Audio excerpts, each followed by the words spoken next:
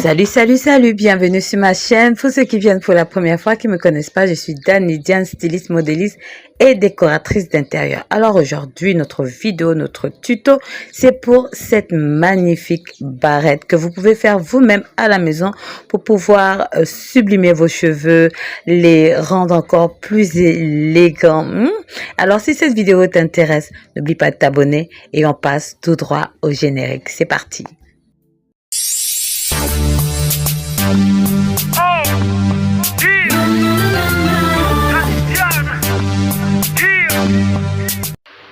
Pour notre tutoriel, nous aurons besoin d'un tissu de votre choix, un fil, préférence de la couleur de votre tissu, un élastique de grande taille, une paire de ciseaux et une épingle à bébé. On passe à la coupe. Alors pour commencer, déjà je préfère vous prévenir, vous n'êtes pas obligé d'avoir un tissu en soie. Ça dépendra de votre goût, que ce soit du wax, du lin ou du coton ou encore bon, en tout cas, peu importe le tissu, ça ira pour ce genre de barrette, puisqu'à la base, c'est une barrette en tissu que nous allons faire. Donc, moi, je vais prendre mon tissu et je vais prendre le côté le plus long, c'est-à-dire des deux côtés, comme c'est un tissu que j'avais déjà utilisé. Et pour faciliter la mesure qu'il me faut pour la grosseur de ma barrette, je vais simplement prendre mon élastique et je vais mesurer à travers ça. Donc je vais plier mon tissu en fonction de mon élastique. Et il est important de vraiment pousser l'élastique sur le bout du milieu de votre tissu. Donc vous le pliez en deux, comme vous voyez sur les images. Et il est important de laisser un certain nombre de mesures de tissu qui va vous permettre dans la confection de votre barrette. Donc moi j'ai pris une mesure et ensuite ma mesure est de 5 cm, je crois, oui, 5 cm, mais vous pouvez faire à 6 cm pour être sûr lorsque vous allez coudre à 1 cm, comme vous voyez sur les images. Alors pour faciliter ma coupe, moi je vous conseille de toujours repasser votre tissu, parce que si vous ne le repassez pas, ça peut être difficile pour vous couper, surtout quand vous n'avez pas l'habitude de couper, peu importe le modèle ou encore la base. Donc on y va pour la coupe.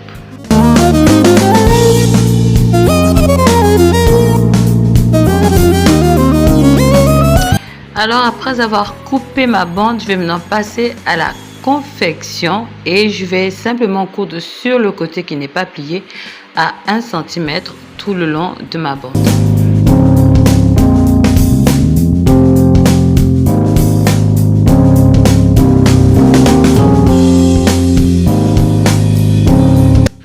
Alors pour facilement retourner mon tissu à l'endroit, je vais coudre le bas d'un côté de ma bande et laisser un autre côté ouvert et ensuite prendre un bois fin ou encore un fer fin, ça dépend de ce que vous avez sous les mains.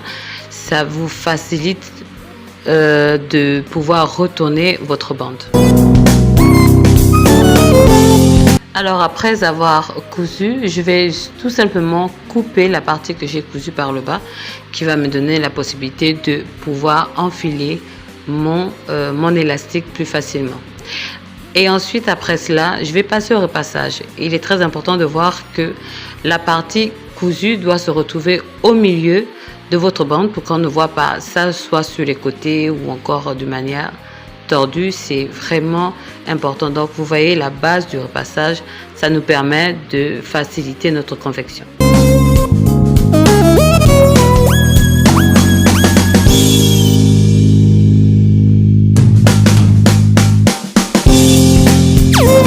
Prochaine étape, vous allez prendre votre élastique. Moi j'ai pris le moyen, mais il y a trois genres, il y a le petit, il y a le moyen et le gros.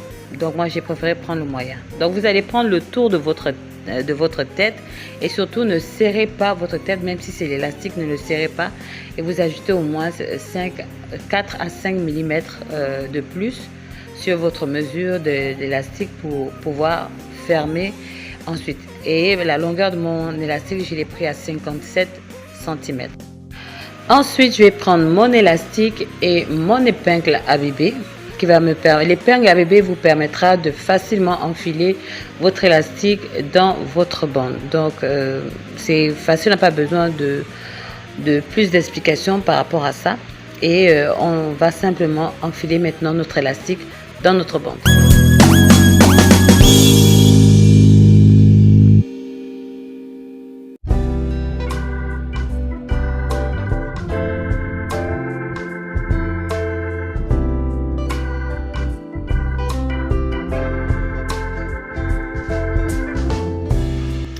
Après avoir enfilé votre élastique, vous allez tout simplement les relier les deux bouts, c'est-à-dire les deux extrémités de votre élastique, et faire une couture zigzag ou encore une surpiqûre. Ça dépendra de vous. Moi, je préfère faire la surpiqûre et le faire à plusieurs reprises pour que ma couture soit solide.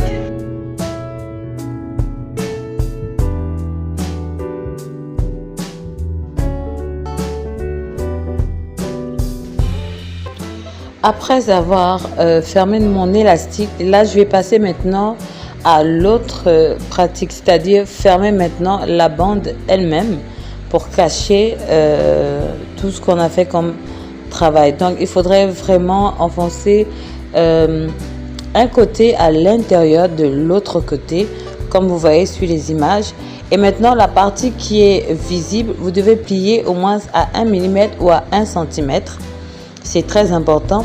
Et aussi, n'oubliez pas de relier les parties cousues vraiment au même endroit. C'est-à-dire qu'ils doivent se croiser, ils doivent se regarder comme si on a l'impression que c'est la même ligne et qu'il n'y ait pas deux pièces. Je ne sais pas si j'arrive à m'expliquer comme ça.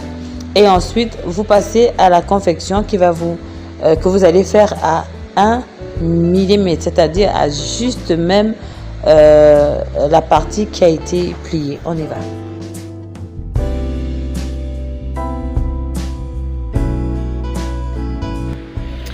Bon, maintenant c'est facultatif, hein. Vous n'êtes pas obligé de faire ce que je vais faire maintenant. Donc là, je vais d'abord mettre les choses bien à l'endroit pour que les plis se retrouvent, pour que les plis soient bien positionnés par rapport à ce que je vais faire ensuite. Et après, je vais tout simplement prendre un côté de ma bande pour pouvoir faire la surpiqûre que je vais mettre sur mon élastique. Je l'ai bien dit, c'est vraiment facultatif. Vous n'êtes pas obligé de le faire, mais moi je trouve ça beaucoup plus joli comme ça. Donc je vais tout simplement mettre ma bande au milieu sur ma confection et je vais surpiquer. N'oubliez pas que quand il faudra surpiquer, il faudra tirer votre élastique pour que ça reste toujours, que ça garde toujours cette forme de petits plis, parce que si vous ne le faites pas, vous risquerez de condamner votre élastique.